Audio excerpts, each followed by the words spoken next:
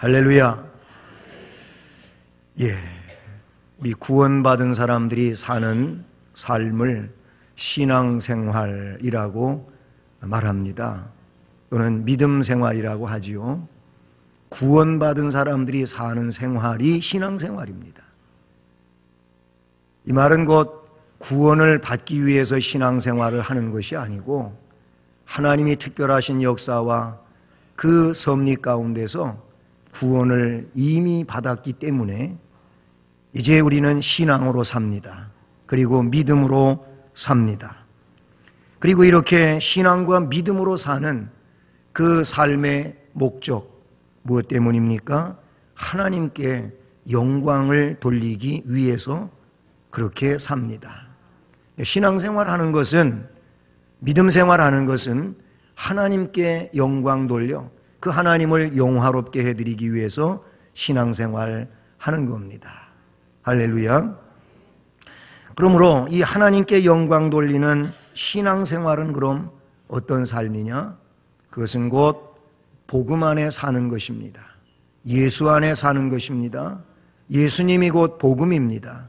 그러므로 예수님을 따라서 예수님이 보여주신 그런 삶의 모델을 따라서 살아가는 것이 곧 하나님께 영광 돌리는 것이고 그것이 신앙생활인 것이지요. 이 복음적 삶이라고 하는 것은 우리가 외적으로 내적으로 복음을 전파하는 삶이기도 합니다. 우리가 말로다가 예수 믿으세요 이렇게 말하기도 하지만 내 삶으로 하나님께 영광을 돌리는 이 신앙적 삶으로 믿지 아니하는 이들에게 복음을 전하는 겁니다. 저렇게 사는 것이 하나님을 섬기는 삶이고 하나님께 영광 돌리는 삶이구나 하면서 이렇게 복음을 음으로 양으로 전하게 되는 것이죠. 그 복음을 왜 전하느냐? 하나님을 믿어 구원에 이르게 하고자 말로도 삶으로도 하나님께 영광을 돌려 복음을 전하게 되는 줄로 믿습니다. 오늘 말씀에도 보게 되면 요셉이라고 하는 우리가 잘 알고 있는 신앙의 선진, 이 훌륭한 한 분을 말씀해 주고 있습니다. 요셉은 사랑받는 아들의 위치에서 종으로 전락되고 종이 또는 죄인이 되고 그러더니 이 죄인이 한순간에 총리의 자리에 오르는 이런 역사를 이루게 되지요. 그런데 그 인생의 전반적인 문제를 요셉이 오늘 말씀에서 보고하고 있는 것처럼 살펴보게 되면은 그런 사랑받는 아들이 종이 되고 또는 종이 죄인이 되고 그런 죄인이 총리가 되고 하는 이런 내용이 왜 그렇게 됐느냐? 오늘 말씀해 보니까 가족을 구원하기 위해서 그렇게 했음을 말씀에서 나타내 주고 있습니다. 여러분, 자신들이 사악한 일을 했다고 당신의 동생 요셉에게 이야기하고 그런데 요셉은 그 형들을 왜 그때 그랬느냐고 나무라거나 아니면 원한 맺힌 내용을 가지고 이 형들을 향하여 접근하는 것이 아니고 형들을 위로하는 이 요셉의 위로를 보면서 참으로 아름다운 모습이다 하는 것을 깨닫게 됩니다. 요셉은 자신을 애굽으로 보낸 분들이 사실상 형들이 아니라고 말합니다. 그것은 하나님이 그렇게 하셨다고 오늘 말씀 4절부터 8절까지 해서 말씀해 주고 있지 않습니까? 자신을 종으로 매매한 형들이 사악한 행위에 대하여 요셉은 진심으로 용서하고 있는 것을 봅니다. 이런 사건 자체가 하나님의 섭리라고 말하고 있는 것이죠. 이것은 매우 놀라운 일이 아닐 수가 없는 겁니다. 이와 같이 모든 일은 하나님의 섭리 속에서 움직여지며 살아가게 되는 내용인 줄로 믿습니다. 성경에 주님이 기록해 주신 것처럼 하나님의 섭리하심이 아니고서는 참새 한 마리로도 그냥 떨어지는 법이 없다는 겁니다. 하나님의 섭리와 계획하심이 있으니까 그 날아다니는 날짐승 참새 한 마리도 땅에 떨어지게 되는 것이지 하나님이 허락지 아니하시면 그런 일이 일어나지 않는다고 말해주고 있습니다. 하나님은 요긴하게 사용하실 사람을 그냥 채용하시지 않습니다. 훈련시켜서 채용하십니다. 그래서 하나님이 요긴하게 사용될 사람들을 보게 되면 겸손, 복종, 믿음을 가지게 된다는 사실이지요. 그런데 그 겸손과 순종과 믿음의 내용은 한순간에 만들어지는 것이 아니고 요셉처럼 이런 연단의 과정을 통해서 하나님이 시키는 그런 일들 속에서 그 시험을 잘 통과한 사람들이 가질 수 있는 내용이라고 보여지는 것이죠. 어떤 사람은 수십 년을 살면서도 교만해서 겸손으로 내려가지를 못하는 사람이 있지 않습니까? 어떤 사람은 수년을 살아가지만 이게 잘 못됐다고 스스로 느끼면서 그렇게 말하기까지 하면서도 하나님 앞에 복종하는, 이 순종하는 일을 잘 못하는 거예요. 어떤 사람은 믿음을 가져야 되는 것을 뻔히 알면서도 믿음을 갖지를 못하고 번번이 말씀 앞에 불순종하는 이런 삶을 보게 되지 않습니까? 하나님은 그런 자들을 겸손의 자리에 이르게 하기 위하여, 순종의 자리에 이르게 하기 위하여, 믿음이 충만한 사람이 되게 하기 위하여 그 교만을 꺾고 그 불순종을 꺾고 그 불신앙을 꺾는 이런 일을 위해서 하나님은 그냥 놔두시지를 않으신다는 거죠.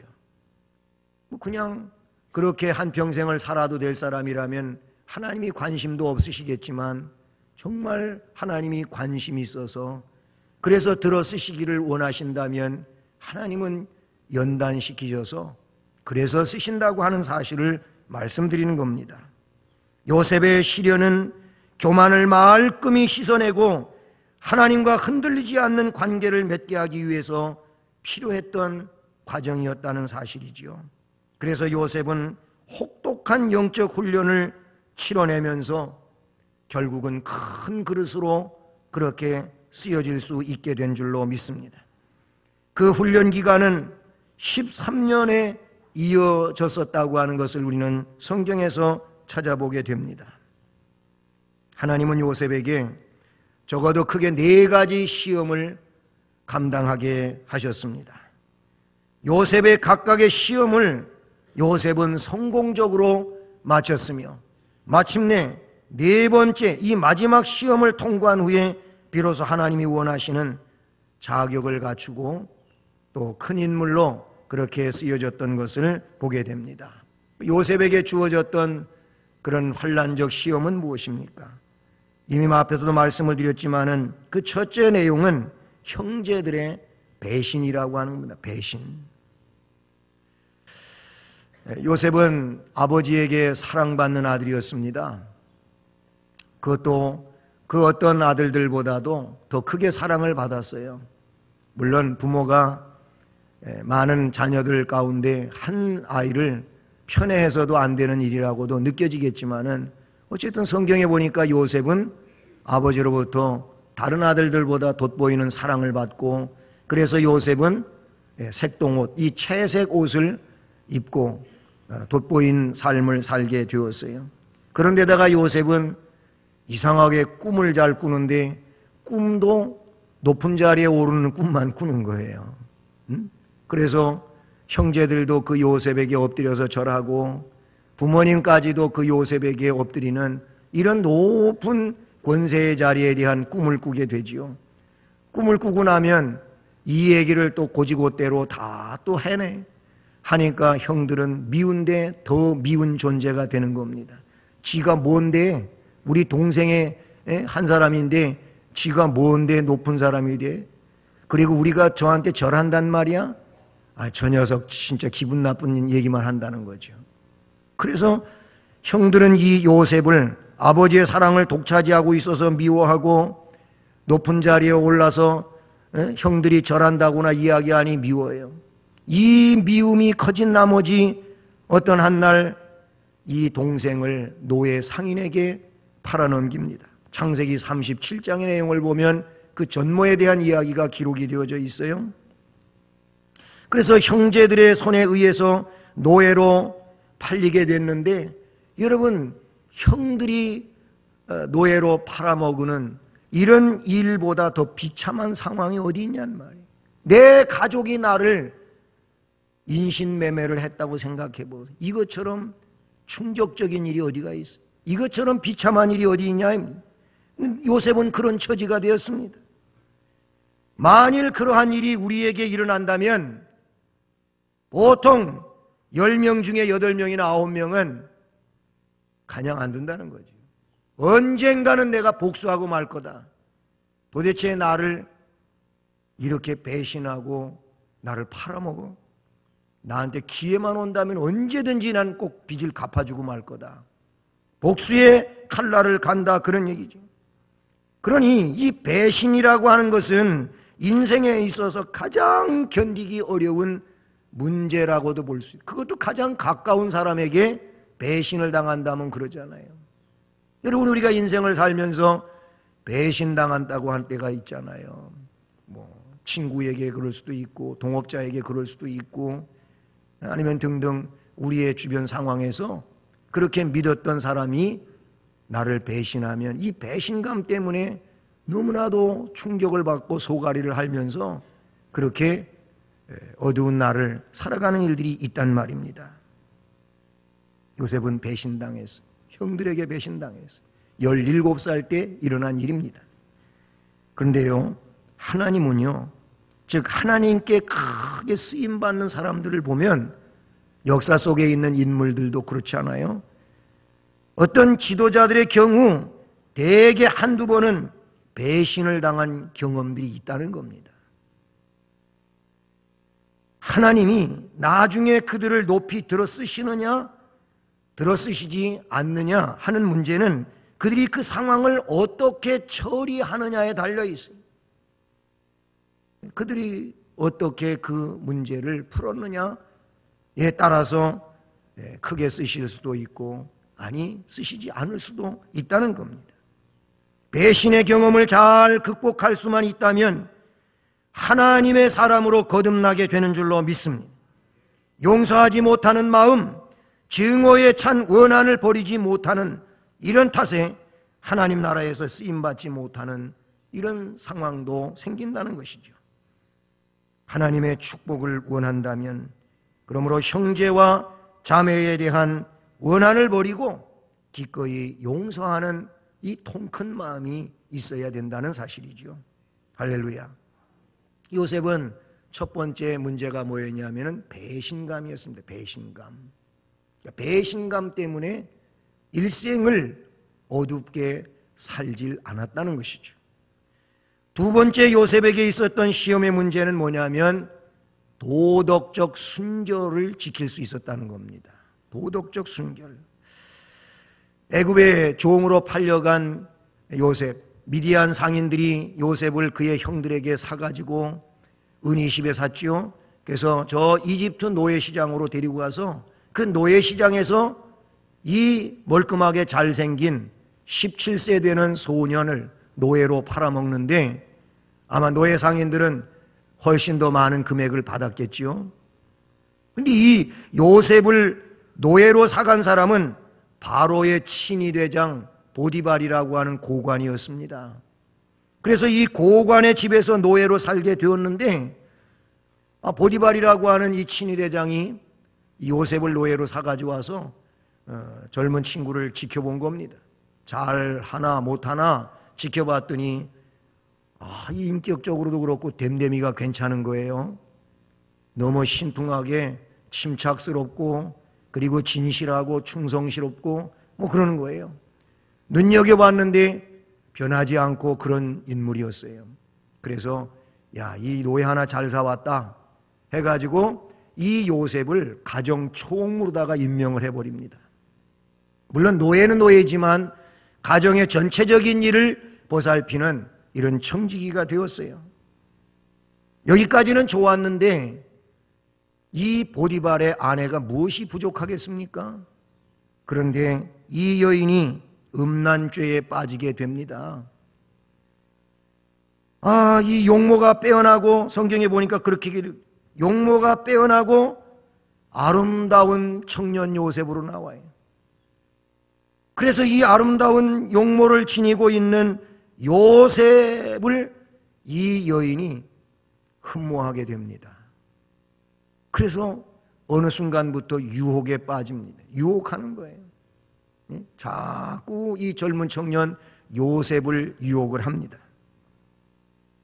이 유혹은 요셉에게 견뎌내기 참으로 힘든 유혹이었을 것입니다. 왜 그렇습니까? 형제들에게 배신당해서 버림을 받았지요.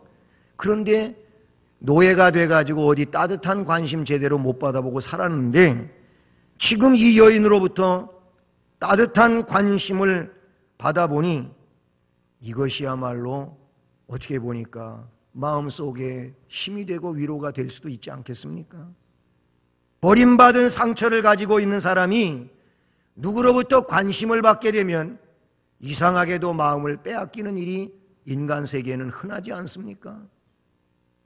거절하기 힘든 유혹이었다, 그런 얘기. 그런데 노예로 살다가 보니까 거의 한 25, 6세 되는 이런 청년이 여자를 만나본 적이 있어야죠. 그러니 여자를 만난 적이 없는 요셉으로서는 더더욱 여인이 자기를 유혹해 올 때에 이 유혹으로부터 벗어나기가 사실 힘든 일이잖아요. 그러나 요셉은 하나님의 은혜였겠지요. 지혜롭게 그 유혹을 대처하며 피해 달아남으로 도덕적 순결을 시험하는 이 시험에 합격으로 통과된 줄로 믿습니다. 여러분, 요즘의 시대를 보게 되면은 사람들이 도덕적 불감증에 빠져 있고, 그래서 이것이 잘못된 것인지 아니면 옳은 것인지 이 분간을 잘 못하는 거예요.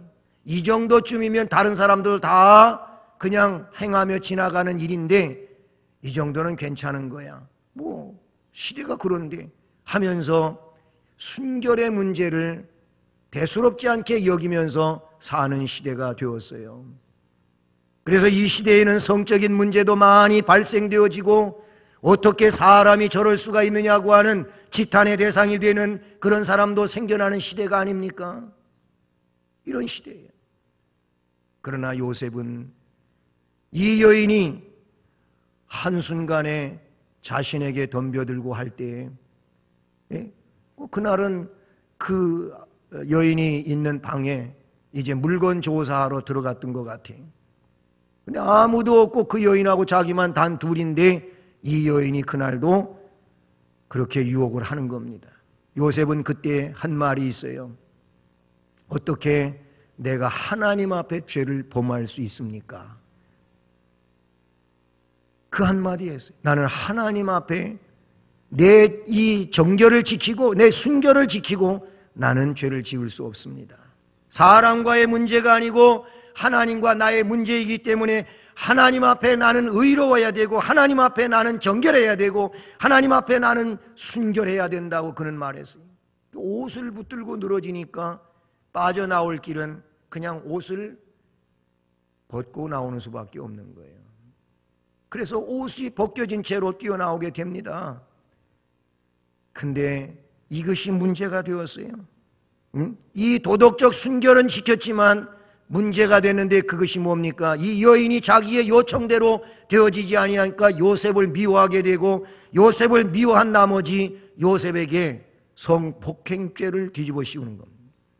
요셉은 순결함에도 불구하고 누명을 쓰게 됩니다. 성폭행범으로 그 남편 보디발이 진실하게 여기고 충성되게 여겼던 이 요셉을 궁중 감옥에다 갖다가 가둡니다. 여러분, 또 종에서 나락으로 떨어지고 말았습니다. 어쨌든 도덕적 순결이라고 하는 이 내용을 은혜롭게 통과는 했지만은 또 밑바닥으로 떨어지는 겁니다. 우리는 여기서 세 번째 요셉에게 부딪혀오는 내용을 보게 되는데, 인내라고 하는 것입니다. 인내. 요셉은 끝까지 견디는 인내를 통과했습니다. 할렐루야. 사람들은 인내가 모자라가지고 실수하고 그래서 다 된 밥에 재를 뿌리는 이런 일도 있다는 사실입니다. 여기서 끝까지 견디는 인내라고 하는 것은 뭘 말하는 것입니까? 하나님이 원하시는 때를 기다리는, 그때까지 가는 게 인내입니다. 끝까지 견디는 인내는 거기까지 가는 거예요. 내가 생각하면서 야, 이제 여기까지 해봤지만 도대체 안 되는 거구나, 더 이상은 못 참겠다 하면서 포기하고 그냥 물러서는 것이 아니고 하나님이 원하시는 때까지 나아가는 것이 끝까지 견디는 인내인 줄로 믿습니다. 요셉은요 17세에 종으로 팔렸다 그랬잖아요. 노예로 팔려갔어요. 그래가지고 적어도 한 27세까지 한 10년 동안 노예 생활을 하는 겁니다. 예? 노예 생활을 하는 거예요. 그러다가 이 여인의 유혹 때문에 이제는 노예살이가 아니고 옥살이를 하게 됩니다. 옥살이. 노예가 죄수가 된 거예요. 이 생활을 적어도 3년 이상 하게 됐다, 이렇게 볼 수가 있어요. 왜 그러냐면 요셉이 총리의 자리에 오르게 된 나이가 30세로 성경에 기록이 되어져 있어요. 17세에 팔려가지고 30세에 총리의 자리에 오른다. 그러면 몇 년이에요? 13년이에요. 13년. 한 10여 년 노예살이로 한 3년 옥살이로 그렇게 하게 되는데요. 끝까지 인내했습니다. 억울한 누명으로 수년 동안 옥살이를 하게 되는데 옥살이를 한 지 한 1년쯤 지났을까요?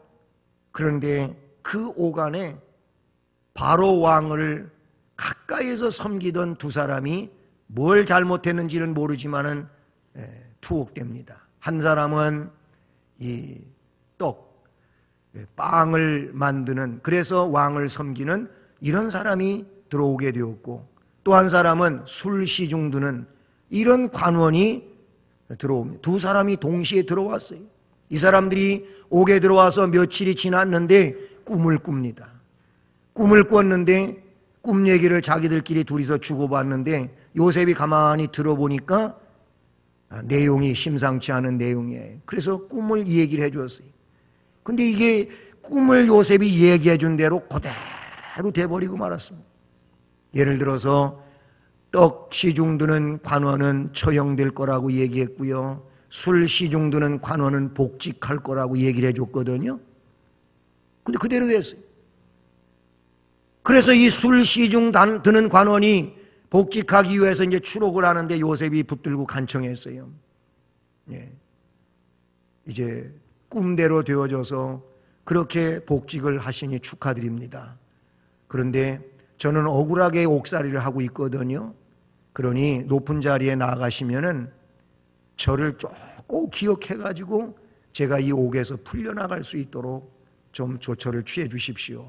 저는 너무나도 억울합니다. 잘못한 거 하나도 없는데 누명 때문에 이렇게 지금 옥살이를 1년 넘게 하고 있습니다, 얘기를 한 거예요. 그렇게 하겠다고 약속을 해놓고 나아가서 복직해서 그 업무를 진행하는 중에 이 사람이 그냥 깜깜하게 잊어버린 거예요.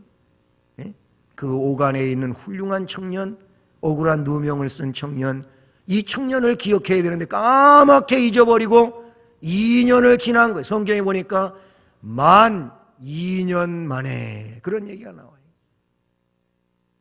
여러분, 그냥 2년이, 우리가 2년 만에 복직하게 되고 요셉은 옥에서 나오게 되고 이런 얘기를 말하니까 그렇지, 2년 나오기 전에 2년이라고 하는 이 기간은 앞으로 2년이 아니라 20년이 될지 30년이 될지 알 수 없는 상황이니까 무한정의 기간이잖아요. 그러면 암담하기 이를 데 없는 거예요. 야, 그분도 내가 그렇게 애절하게 이야기했지만 별 수 없고 나를 잊어버렸나. 나 같은 종, 그래 뭐 기억할 일이 뭐 있겠느냐. 낙심도 하고 실망도 될 수 있겠지만은 참 암담한 일이잖아요. 뭔가 그래도 소망이 있었는데 기회는 지나가 버리고 2년이 됐단 말입니다. 참 절망스러운 일이죠. 근데 요셉은 이 중에도 가장 견뎌내기 어려운 일이었지만은 끝까지 인내하면서 하나님의 때를 기다리며 나아갑니다. 그런데 만 2년 후에 요셉이 그 위치에서 나오게 됩니다. 왜 그런 일이 생겼습니까? 나라의 황제 바로가 꿈을 연거푸 꾸는데 신비한 꿈을 꾸는 겁니다. 그런데 애굽의 꿈 해몽을 잘한다고 하는 모든 사람들을 다 불러들이고 또 박사들을 아니면은 지혜 있는 사람들을 다 불러들여서 꿈에 대하여 이야기하고 또는 그 일이 뭔 꿈인지를 얘기해보라고 하지만은 꿈을 말하는 사람도 없고 아니면은 이 내용에 대하여 해석하는 사람도 없는 겁니다. 또 그럴 것이 꿈을 그래도 어느 정도 말해 주어야 꿈 해몽을 하는데 이건 전무한 일이잖아요. 못한다고 두 손 다 들은 거예요. 그랬더니 이 바로 왕이 너희들이 지금 시간을 벌려고 하느냐 하면서 진노의 영이 내리고 그러는 차에 바로 요셉이 생각난 거예요. 이 술시중 들던 관원이 그때 2년 전에 요셉이 할렐루야. 하나님은 각본이에요. 이 하나님 각본이야. 그 옛날에 나왔어도 안 돼. 지금 요셉이 필요한 거예요. 그래서 이 술관원에게 생각이 나게 하셨어요. 아, 황제요. 제가 이러이러한 일로 감옥에 갇힌 일이 있지 않습니까? 그런데 그때 제가 꿈을 꿨었는데 저 말고 그때 처형된 아무개도 똑같이 꿈을 꿨었거든요. 그건 두 사람의 꿈을 그 옥에 있는 어떤 청년이 해몽을 해줬는데 어쩌면 그렇게도 신통하게 꿈대로 됐어요. 그리고 황제께서 그 청년을 데려다가 한번 꿈 이야기에 대해서 얘기해 보시죠. 할렐루야. 그래서 요셉이 이제 죄수의 옷을 벗고 왕 앞에 나가는 복장으로 하고 황제 앞에 나갔다니까는요. 나가서 이 얘기를 다 해줘. 하나님이 그에게 알려주시잖아요. 바로 왕의 꿈을 해석해 주었더니 바로는 너무나도 깜짝 놀랄만 인재를 만나게 된 것이고 너 같은 사람 만난 것을 내가 복으로 생각한다. 그러니 나는 황제는 황제지만 모든 통치의 실제 권한은 네가 수행하라 하고 요셉에게 총리의 자리에 앉히는 이런 상황이 됩니다. 할렐루야. 이 내용은 앞에 41장에 다 기록이 되어져 있어요. 끝까지 인내했어요. 또 한 가지 마지막에 내용이 나옵니다. 그게 뭡니까? 권세를 갖게 되었잖아요. 이제는 죄수도 아니고 노예도 아니고 누구예요? 그 큰 나라 이 애굽 이집트의 총리가 되었어요. 총리가 되었어요. 이제 정치를 펼쳐가는 총리가 되었습니다. 그렇다면 지금까지 원한 맺힌 일들이 있잖아요. 그 보디발의 아내 그 여자 그냥 놔두면 안 될 여자지. 내가 그냥 안 둔다. 그럴 수 있잖아요. 아니면 그 옛날에 나를 팔아먹은 우리의 형들 10명이나 되는 형들 이 형들도 가만 안 둔다. 이럴 수 있잖아요. 이 말은 곧 함부로 그 권세를 남용해 가지고 그렇게 권세를 부릴 수 있잖아요. 근데 요셉은 공의로운 권세자가 되었습니다. 할렐루야. 그동안의 억울함 삶 때문에 보복 심리가 발동했을 법도 한데 그는 사심이 없었어요. 새로 주어진 직책을 성실히 수행했어요. 7년 동안 풍년이 들 때에 애굽은 물론이고 그 주변 국가에까지 곡식이 남아도는 것은 전부 다 사들였어요. 좋은 금액을 주고 다 사들였어요. 곡식을 여기저기 저장해 둡니다. 왜냐하면 7년 후에는 7년 대흉년이 들 테니까 이때 비싸게 사들인 양식이지만 더 비싸게 팔 수 있으니까. 그래서 다 사들인 거예요. 그렇게 되면 틀림없이 가나안 땅에 살고 있는 우리 형들도 양식 사러 올 거다. 그러면 만날 거다. 다 알고 있었어요. 아니나 달로 흉년이 들었어요. 한 해가 지나고 두 해가 지났어요. 가나안 땅에서 먹을 것이 다 떨어지고 없어요. 소문을 들으니까 애굽에 양식을 판다는 소식을 들었어요. 그래서 돈을 마련해 가지고 야곱의 아들 10명이 양식을 사러 이집트로 옵니다. 요셉은 그들을 보자마자 알아버렸습니다. 아, 그래, 내 형들이구나. 숨겼어요. 다시 두 번째 왔을 때 오늘 말씀이에요. 45장 말씀이에요. 요셉이 시종하는 자들 앞에서 그 정을 억제하지 못하고 시종들을 물러가게 하고 자기는 소리를 높여서 울어요. 울음을 다 운 후에 형님들한테 와가지고 내가 누구인지를 밝히는 겁니다. 말하기를 그는 그랬어요. 가까이 와보십시오. 사브낫 바네아라고 하는 애굽 이름을 가지고 있는 이 요셉이 총리가 부른 거예요. 그래서 뭐 이 총리 앞에 와 있는 이 사람들이 절절 기는 거지요. 뭐. 갔어요. 가까이 오라니 가까이 갔어요. 뭐라고 말합니까? 이르되 나는 당신들의 아우입니다. 바로 요셉입니다. 당신들이 팔아먹은 요셉입니다. 기절초풍할 일이지요. 청천벽력 같은 일이에요. 아니 이 권세자가 우리가 팔아먹은 우리 동생이란 말이요. 이제 우리는 죽었다 이거지요. 우리 이제 죽었다. 그러나 요셉은 이렇게 말합니다. 당신들이 나를 이곳에 팔았다고 해서 근심하지 마십시오. 한탄하지 마십시오. 하나님이 그렇게 하신 겁니다. 왜 생명을 이와 같은 흉년의 때에 구원하시려고 나를 당신들보다 벌써 20년 전에 여기에 보냈다 그 얘기요. 20년 전에 여기에 보냈다는 겁니다. 할렐루야. 아직도 흉년이 2년이 지나고 5년이나 남았는데, 그러니 5년 동안 흉년을 잘 지내려면 이제 양식을 갖고 고향 땅에 돌아가서 아버지를 모시고 내려오십시오. 그렇게 한 거예요. 하나님이 큰 구원으로 우리를 구원하시려고, 우리 가족을 구원하시려고 나를 먼저 보내셨습니다. 그러니 이리로 보낸 자는 당신들이 아니고 하나님이 그렇게 하신 겁니다. 할렐루야.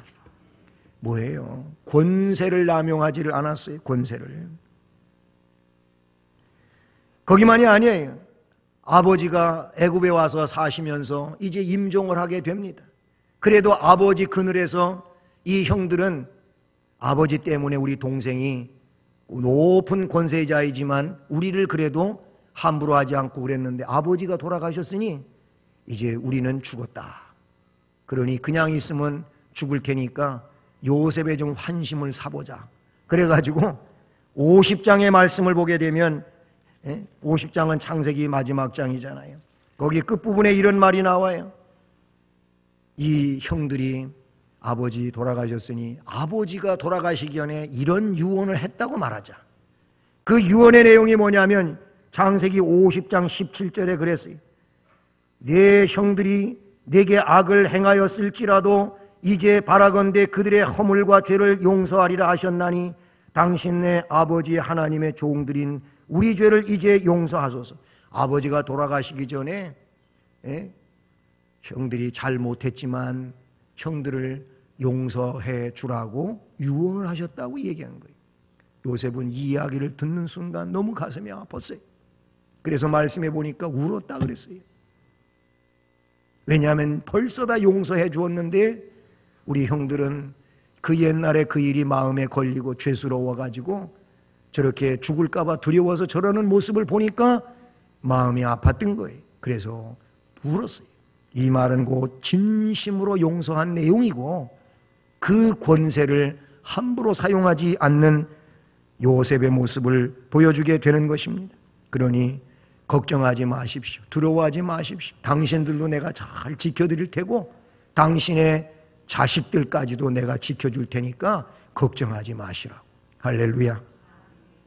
보복 심리가 아니에요. 사랑의 사람이에요.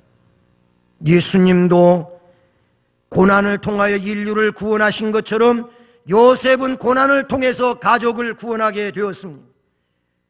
그러므로 요셉처럼 우리는 시련을 통해서 하나님의 뜻에 복종하는 법을 배워야 될 줄로 믿습니다. 하나님은 인간의 마음이 강팍하다는 사실을 잘 아시죠. 그래서 때에 따라 광야로 내보내시고 하나님의 도구로 훈련시키십니다. 연단이라는 용광로에 집어넣어 가지고 자아를 완전히 깨부십니다. 우리의 자아가 깨져야 될 줄로 믿습니다. 그래서 내 주장이 아닌 하나님의 섭리에 대한 이야기를 할 줄 아는 사람이 되어야 할 줄로 믿습니다. 바로 하나님은 우리를 통해 가족 구원을 이루시기를 원하시는 하나님이신 줄로 믿습니다. 그래서 그 일을 위해 우리를 연단시키기도 하고 배신당하게도 하고 유혹이 찾아오게도 하십니다. 하지만 모든 걸 이기면서 때를 기다리는 자가 되기를 원합니다. 더더욱 교만해지지 않기를 바랍니다.